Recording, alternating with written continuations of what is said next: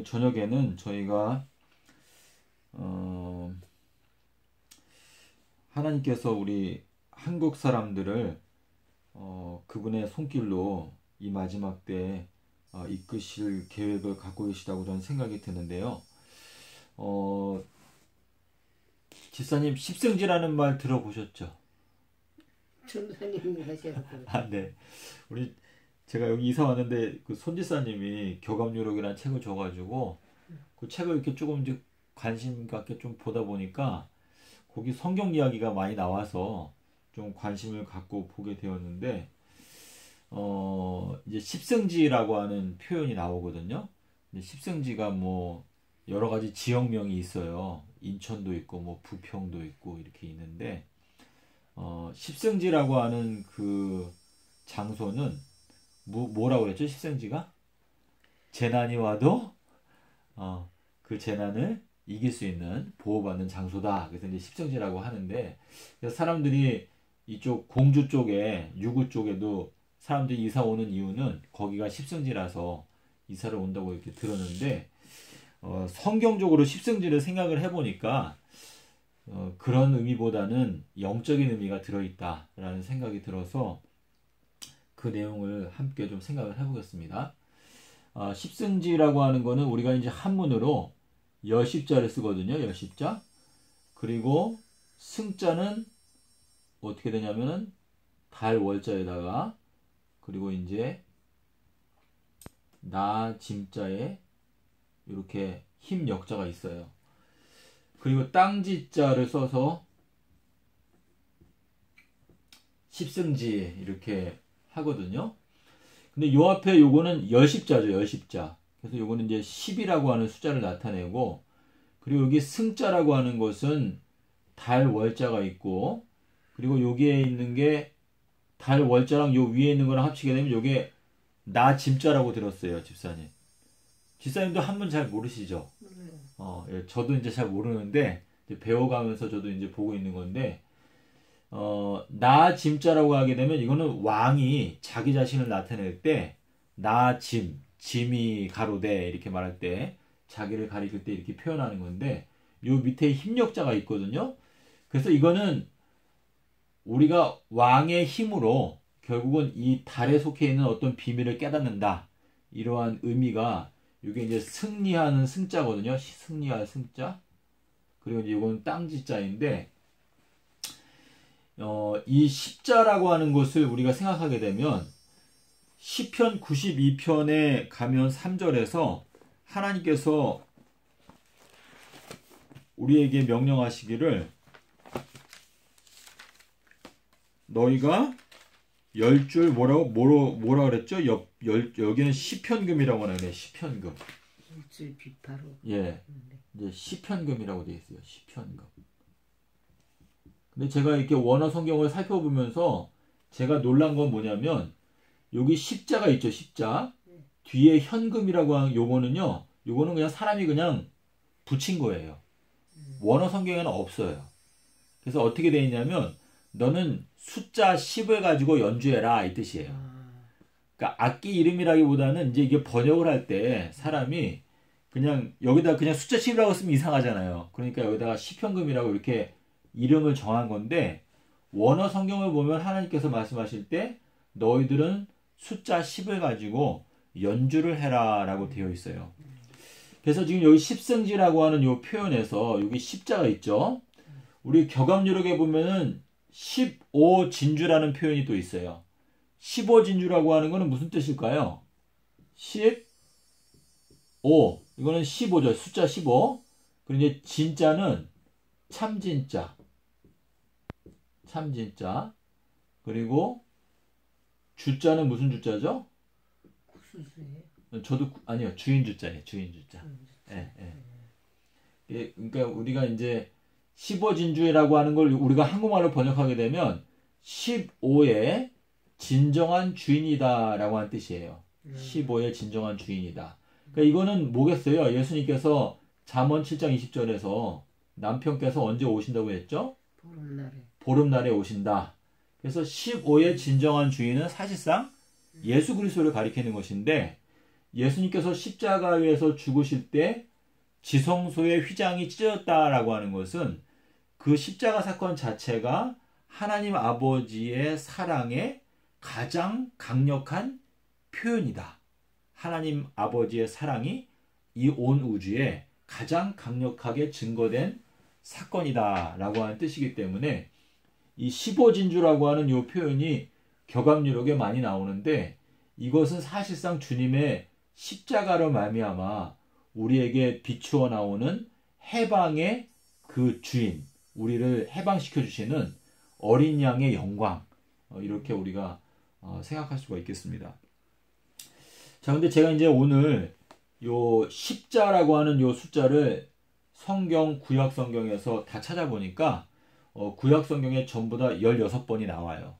16번이 나오는데 이 16번의 내용을 다 살펴보니까 결국은 다 우리 인간의 범죄 사건, 그 범죄 사건을 가리키고 있다라고 하는 생각을 제가 하게 됐거든요. 그래서 그 내용을 저희가 한 가지 한 가지씩 좀 살펴보면서 주님께서 우리에게 말씀하시는 내용을 한번 생각해 보겠습니다. 우리 이삭이 이제 결혼할 나이가 됐을 때 어떻게 했죠? 이삭의 그 부인을 찾기 위해서 예, 어떻게 했어요? 아브라함이 보냈나? 아브라함이 아비멜렉을 보냈나요? 그렇죠? 예, 아비멜렉을 보냈는데 누구한테 갔었죠? 그때 리브가, 그렇죠? 리브가한테 가가지고 리브가를 이제 데리고 오려고 하니까 그 리브가의 아버지가 라반이었잖아요, 그렇죠? 근데 라반이 뭐라고 말했을까요? 갑자기 리브가를 데려간다고 하니까 이 라반이 뭐라고 말했냐면, 우리 딸이 그래도 최소한 10일 정도만 더 우리랑 있다가 그 다음에 좀 데려가면 안 되겠느냐, 그렇게 이제 말을 했어요. 근데 이 아비멜렉이 뭐라고 그랬어요? 나는 지금 이게 이 사명이 급하니까 당장 데려가야 된다. 그러니까 리브가가 어떻게 했죠? 간다고 했죠. 예, 그래서 이제 갔어요. 근데 이 내용을 이제 우리가 생각을 해보니까 예수님과 우리 교회 사이의 관계를 에베소서에서는 뭐라고 표현하고 있죠? 예, 예수님과 우리의 관계는 어떤 관계예요?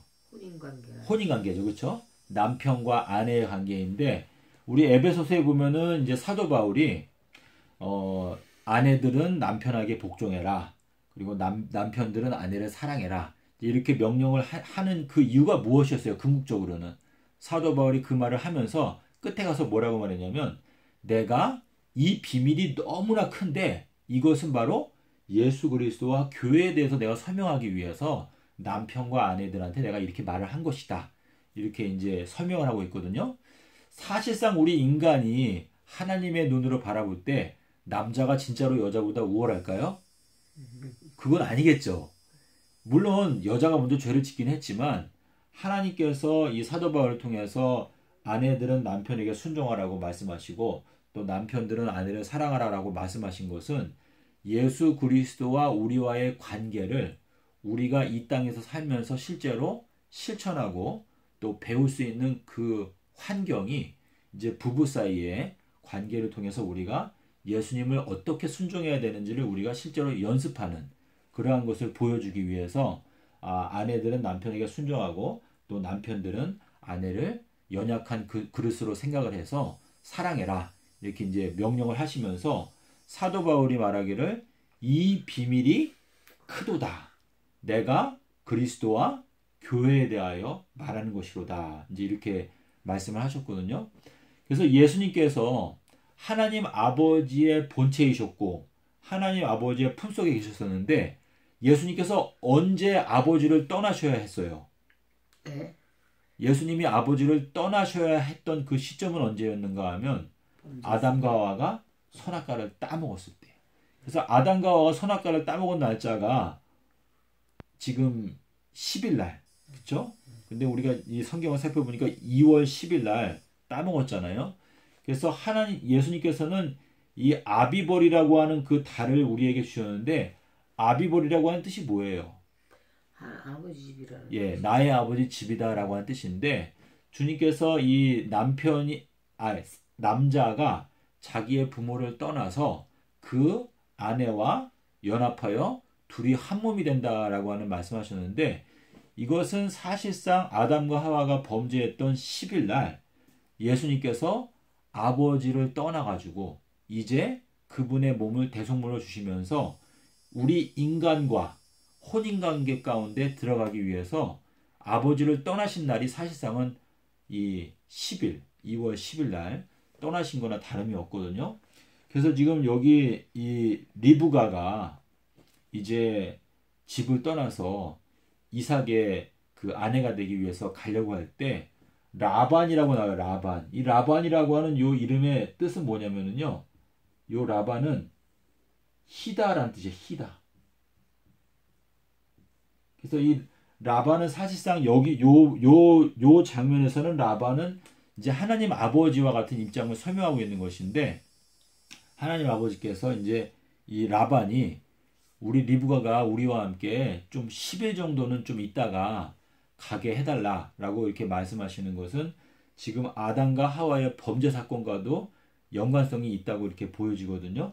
그래서 예수님께서는 아버지와 함께 계시다가 아담과 하와가 범죄했던 그 15월 10일 날 그날 이제 아버지의 품을 떠나서 우리 인간과 이 어린 양의 그 신랑 되신 예수님과 우리 교회가 혼인하게 되는 그 일을 위해서 아버지를 떠나셨다. 이제 그렇게 이해를 하면 될 것 같습니다. 그리고 이제 우리가 출애굽기 12장 3절에 가면은 하나님께서 유월절을 제정하실 때 너희가 10일에는 양을 선택하고 그리고 14일에는 너희가 양을 죽여라. 이제 이렇게 명령을 하셨습니다. 근데 요 10일에 해당되는 절기가 또 언제가 있죠? 대속제일. 그렇죠. 대속제일에는 7월 10일이죠. 7월 10일. 예, 요 7월 10일에는 어떻게 하라고 그랬어요? 너희가 스스로 괴롭게 하라. 너희가 만약에 스스로 괴롭게 하지 아니하면 너희가 이 백성 중에서 끊쳐지게 될 것이다 라고 말씀하셨는데, 이 10이라고 하는 요 숫자가 갖고 있는 요 의미는 사실상 슬픔의 의미를 담고 있어요. 그래서 우리 인간이 죄를 짓게 되면서 아버지 하나님께서도 슬프셨고 예수님께서도 아버지의 품을 떠나셔야 됐기 때문에 슬프셨고, 그래서 굉장히 슬픈 일이었지만 하나님 아버지의 그 아가페 사랑으로 말미암아 세우고자 하시는 이 완전한 우주, 새 예루살렘이라고 하는 그것을 완성하시기 위해서 순결하신 아버지께서 이 만세 전부터 계획해 놓으신 그 구속 사업을 진행하기 위해서 떠나셨기 때문에 이 대속제일에는 사실상 우리 온 우주에 있어서 가장 슬픈 날을 말하는 것이 아닌가. 그래서 이때에는 스스로 괴롭게 하지 아니하면 너희가 백성 중에서 끊쳐지게 될 것이다. 이렇게 말씀하셨습니다. 자, 우리 그 다음에는 희년 있죠. 희년 집사님. 희년이 오기 전에는 무슨 나팔을 불어요? 네? 희년 나팔을 불죠. 자, 희년 나팔을 부는데 희년 나팔에 대한 이야기는요. 레위기 25장 9절에 보면은 뭐라고 말씀하셨냐면, 너희가 50년째가 되면 희년인데 희년이 되기 전에 49년째에 대속죄일 날 희년의 나팔을 미리 불어라 라고 이렇게 말씀하셨어요. 자, 이것은 무슨 의미일까요? 희년이라고 하는 것은 우리가 완전히 이제 회복되는 그러한 의미를 나타내는데, 자, 이 대속죄일이 49년째, 요 49년째 대속죄일이 7월 10일이죠. 그렇죠? 요 7월 10일 날 희년이 온다라고 하는 나팔을 불라라고 말씀하셨어요. 희년 나팔. 자, 여기 49년이라고 하는 건 요건 무슨 의미를 갖고 있을까요? 77이 49. 그러니까 7번씩 너희가 70번이라도 용서하라 라고 이렇게 말씀하셨는데, 지금 요 77이 49라고 하는 것은 충분하게 완전한 시간이 지나가고 나서 그 다음에 이제 희년이 오게 되는데, 그 희년이 오기 전년도에 요 7월 10일 날 뭘 하라? 너희가 나팔을 불어라 라고 말씀하셨어요. 자, 예수님께서 십자가에서 우리를 어떻게 하셨죠? 우리를 사셨죠. 그리고 해방시켜 주셨죠. 그러니까 예수님이 십자가에서 돌아가시는 게 서기 30년인데 만약에 바리새인들과 사두개인들이 예수님을 메시아로 영접했다면 이 사람들이 희년 나팔을 언제 불었어야 됐어요? 네? 언제? 예. 예수님이 십자가에 달려 자, 요게 돌려달라 생각하는 서기 30년이잖아요, 일단 그렇죠? 네. 근데 요때가 희년이란 말이에요. 그러면 희년 나팔은 언제 불었어야 됐죠? 29년에? 예, 29년에. 그렇죠? 29년에 언제 불었어야 됐어요? 여기 29년 대숙. 그렇죠. 7월 10일 날. 요 7월 10일 날 원래 희년 나팔을 불었어야 됐어요. 근데 예수님을 메시아로 인정하지 않으니까 자기네가 계산하는 희년이 따로 있었죠. 그렇죠? 그러니까 본인들이 생각할 때 AD 29년은 49년째가 아닌 거예요. 본인들이 생각할 때는. 그렇죠? 왜냐면 본인들이 생각하던 다른 희년 제도가 있었으니까. 근데 지금 예수님이 모든 희년 제도의 실체인데 예수님이 내년도에 돌아가시는데 내년도에 돌아가신다는 걸 모르니까 요 29년도에 희년 나팔을 불질 않았어요. 그렇죠? 근데 요 7월 10일부터 예수님이 돌아가셔서 언제 부활하셨죠? 4월 9일 날. 그렇죠? 일요일 날 부활하셨거든요. 그래서 여기 29년도 7월 10일 요 희년 나팔 부는 날짜부터 여기 4월 9일까지가 전부 다 며칠인가면 186일이에요. 186일. 자, 근데 이 186일은 어떻게 성취가 되는가 하면 1844년도에 무슨 나팔을 불었어요? 요때 나팔을 불었죠.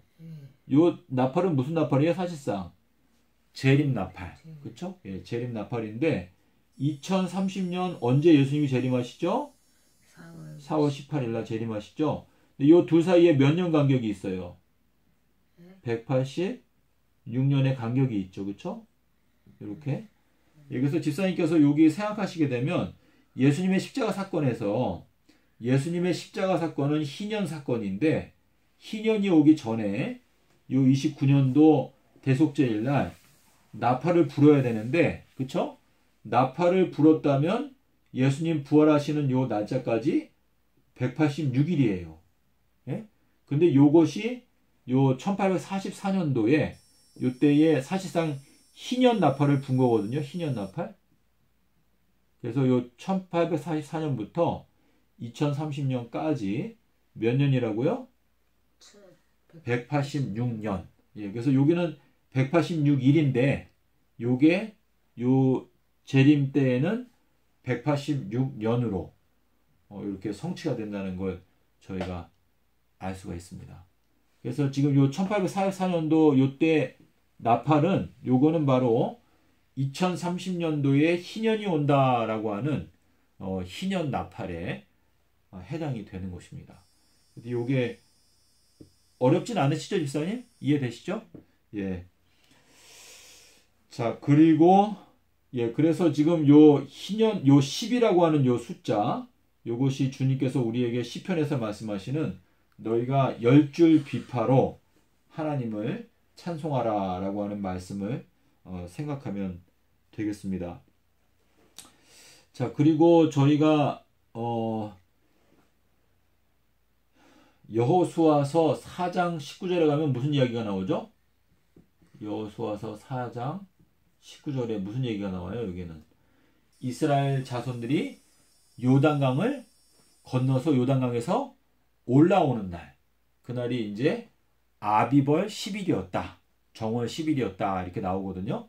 그러니까 지금 아비벌 10일 날 요단강에서 올라왔다라고 하는 표현이나 아담과 하와가 선악과를 따먹고 어린 양을 선택했다. 대속물을 선택했다라고 하는 말이나 같은 말이죠. 사실상. 그렇죠? 그래서 예수님께서 서기 26년도에 요단강에서 올라오셨다라고 하는 것은 무슨 뜻이에요? 사실상 예수님께서 이제 그분 자신을 대속물로 이제 바칠 준비가 되었다. 이제 그러한 의미거든요. 그래서 지금 여기 여호수아서 4장 19절에서도 말하는 요 10일 요거는 우리 인간이 범죄한 그 당일날 우리들은 대속물을 받았기 때문에 저희들은 요단강을 걷는 거나 다름이 없는 거예요. 예. 자, 그리고 그 다음에는 열왕기하 25장 1절을 한번 보시겠습니다. 열왕기하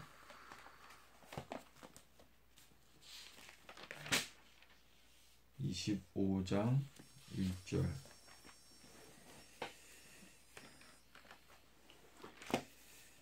자, 지금 열왕기하 25장 1절에는요. 그 바벨론 왕 느부갓네살이 예루살렘을 침공한 장면이 나옵니다. 열왕기하 25장 1절.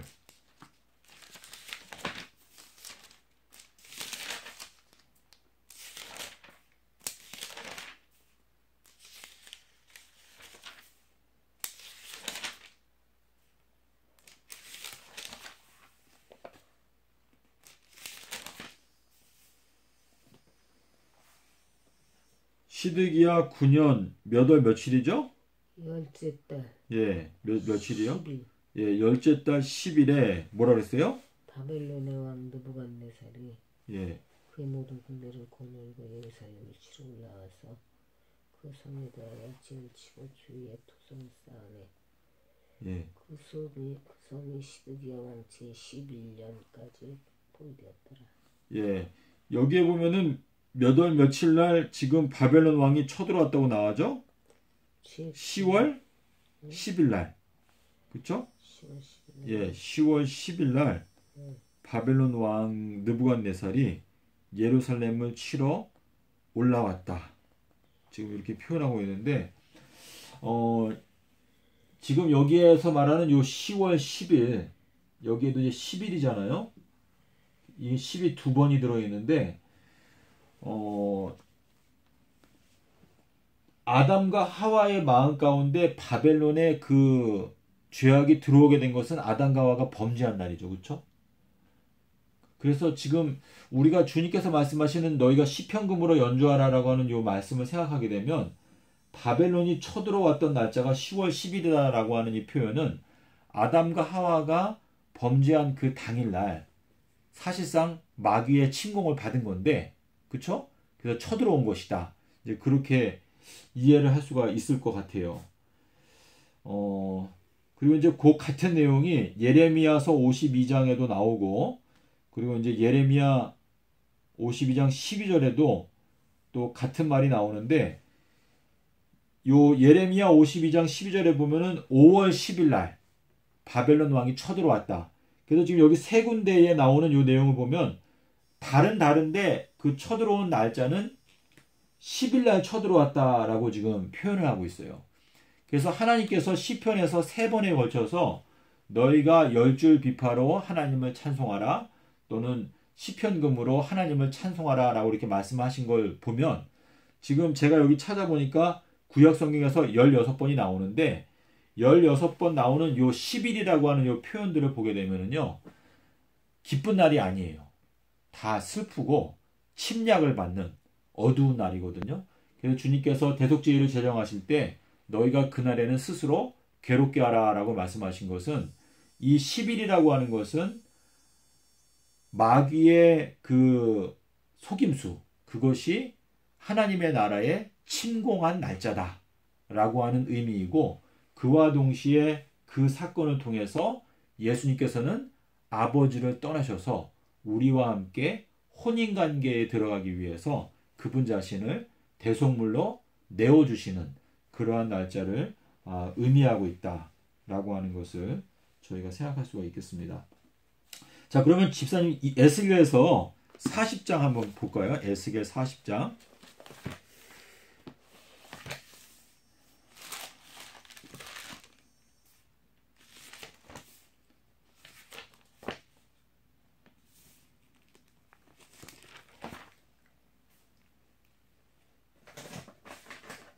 에스겔 40장 1절.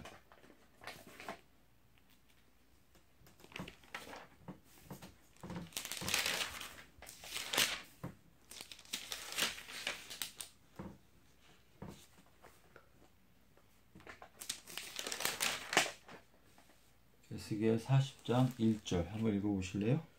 우리가 사로잡힌 지 25째 해 성이 함락된 후 열넷째 해 첫째 달 열째 날에 곧 그 날에 여호와의 권능이 내게 임하여 나를 들고 이스라엘 땅으로 가시되. 예, 3절까지 읽어보세요. 하나님의 이상 중에 나를 데리고 이스라엘 땅에 이르러 나를 매우 높은 산 위에 내려놓으시는데 거기에서 남을 향하여 성읍 형상 같은 것이 있더라. 나를 들이시고 거기 이르시니 모양이 눕같이 빛난 사람 하나가 손에 산줄과 측량하는 장대를 가지고 문에 서 있더니. 예. 자, 지금 여기 지금 3절까지 읽었는데 이 내용을 요약하면 뭐예요? 예? 사로잡힌 지 이제 25년이 되었는데 성이 함락된 후 14년 몇 월 며칠? 정월 열째 날. 예, 정월 열째 날. 정월 열째 날은 뭐 하는 날이죠, 집사님? 10일 양을 잡는 날. 양을 선택하는 날, 그렇죠? 선택하는 날. 예, 양을 선택하는 날인데 요 양 선택하는 날 하나님께서 에스겔에게 오셔가지고 어떻게 했어요? 에스겔을 데리고 어디에 갔어요? 높은 산, 예, 지극히 높은 산 위에 이제 에스겔을 내려놓았어요. 내려놓았는데 이제 거기 성읍 같은 형상이 있는데 지금 에스겔이 딱 보니까 거기에 어떤 사람이 있었어요?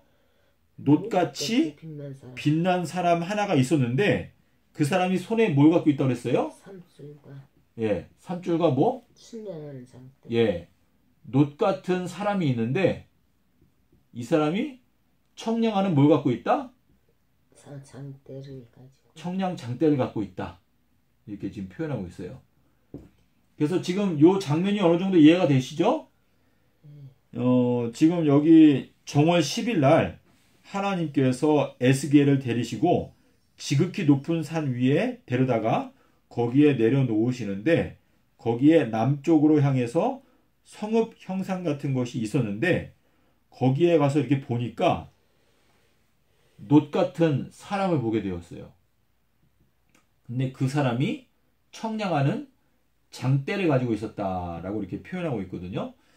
자, 그래서 지금 여기 아비벌 10일이죠, 집사님. 요 아비벌 10일 날 예수님께서 무슨 일을 했어요? 네? 아비벌 10일 날. 우리 마가복음 11장 11절에 보면 무슨 일을 하셨죠? 예수님께서 나귀를 타시고 그리고 예루살렘에 입성을 하셔가지고 성전 안에 들어가셔서 뭐 했어요? 성전 정복해 하셨어요. 성전 안에 있는 모든 걸 다 둘러보셨다 그랬어요. 그래서 여기에 보면 이제 성전 안이란 표현이 나오죠. 성전 안.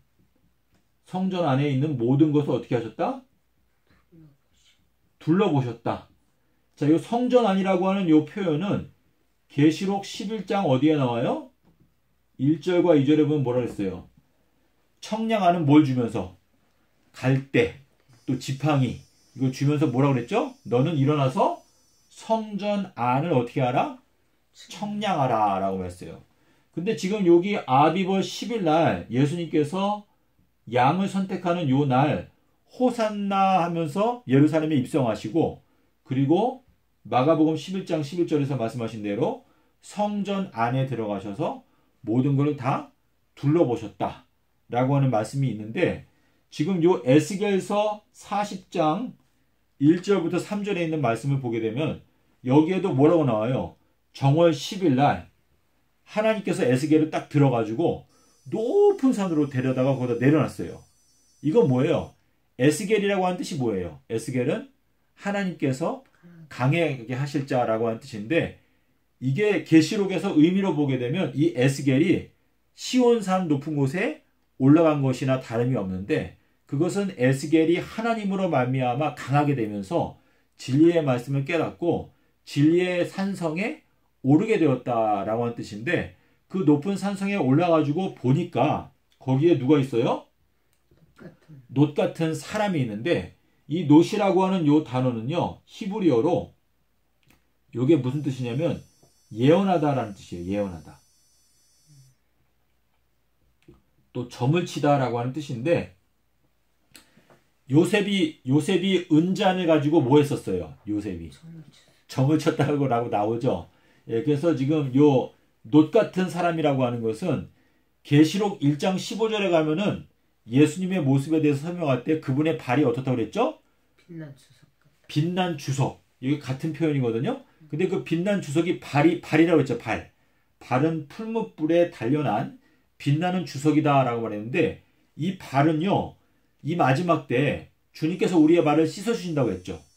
이 발이 뭐냐면은 삼낮 삼밤 땅속에서라고 하는 주님이 걸어가시는 길을 말하는 것인데 막달라 마리아가 예수님의 발을 씻어드렸고 또 예수님께서는 잔치에서 일어나서 제자들의 발을 씻어주셨는데 그 발을 씻어주실 때 뭐라고 말했어요?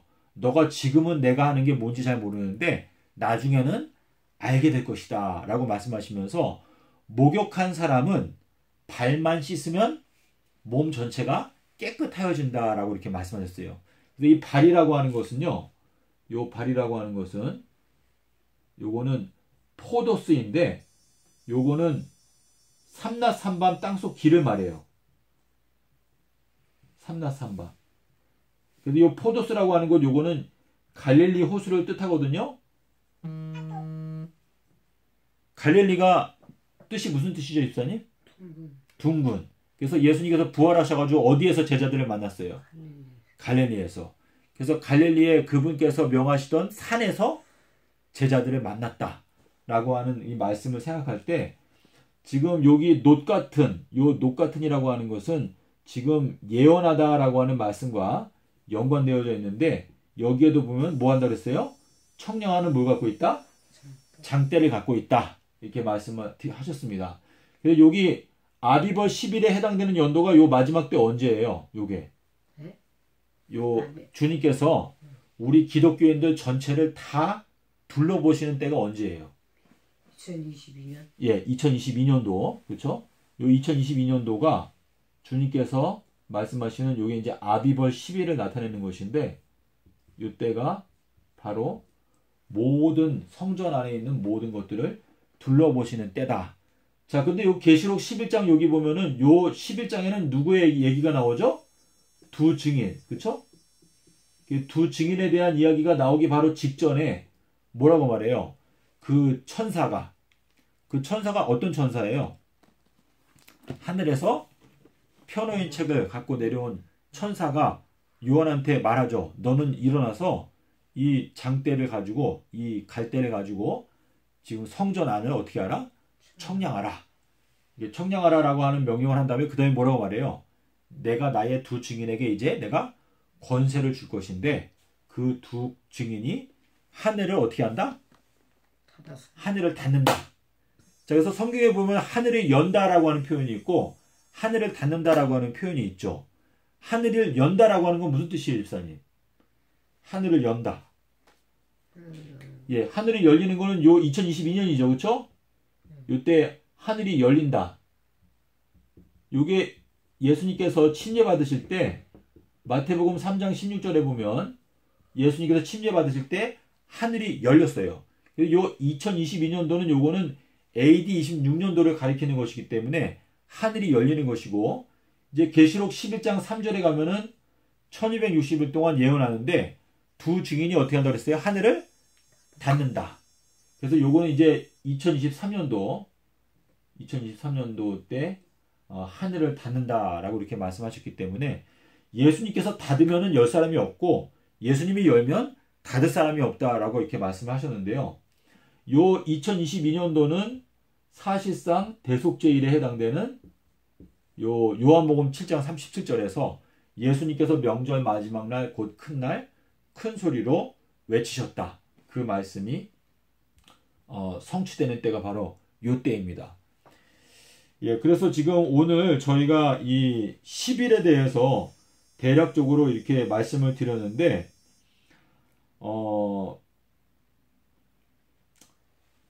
여기 이제 점을 친다라고 하는 요 단어 잠깐 생각해 볼게요.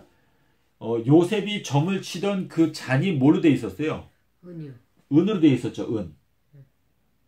그런데 시편에 보게 되면 시편 12편 6절에 보면은 뭐라고 말씀하셨냐고 하면 여호와의 말씀은 어떻다고 그랬어요? 흙 도가니에 몇 번? 7번 단련한 뭐와 같다? 은과 같다. 은과 같다. 이렇게 말씀하셨는데 요 은이라고 하는 요 단어가 히브리어로 보름달이라고 하는 단어와 비슷하게 생겼어요. 근데 뭐 이거는 제가 좀 더 자세하게 설명을 드리기는 어렵겠는데, 지금 은잔으로 예언한다라고 하는 요 표현과 연결되어 있는데요. 주님의 말씀, 이 주님의 말씀은 순결하기 때문에 그 순결한 말씀을 우리가 마음 가운데 꼭 간직하게 되면, 자꾸 마음 가운데 되새기게 되면, 그래서 옛날에 먹을 수 있는 짐승은 되새김질을 하고 또 어떻다고 그랬죠? 쪽발이 갈라져야 한다. 이 쪽발이 갈라진다라고 하는 것은 좌우에 어떤 무엇이든 간에 선택하는 용기, 그거를 말씀하시는 건데, 엘리야가 뭐라 그랬어요? 너희가 어느 때까지 둘 사이에서 머뭇머뭇하려느냐. 그래서 쪽발이 갈라진 짐승이라고 하는 것은 가부간의 선택을 하는 사람을 뜻하는 것이고, 또 되새김질을 한다라고 하는 것은 말씀을 계속 음미하고 되새기고 깨닫기 위해서 노력하는 것을 뜻하는 것인데, 이 마지막 때에 이 가부간에 선택하는 그러한 용기가 필요하다라는 것을 말씀을 드릴 수가 있겠습니다. 여기서 오늘 저희가 이 10에 대해서 살펴봤는데요.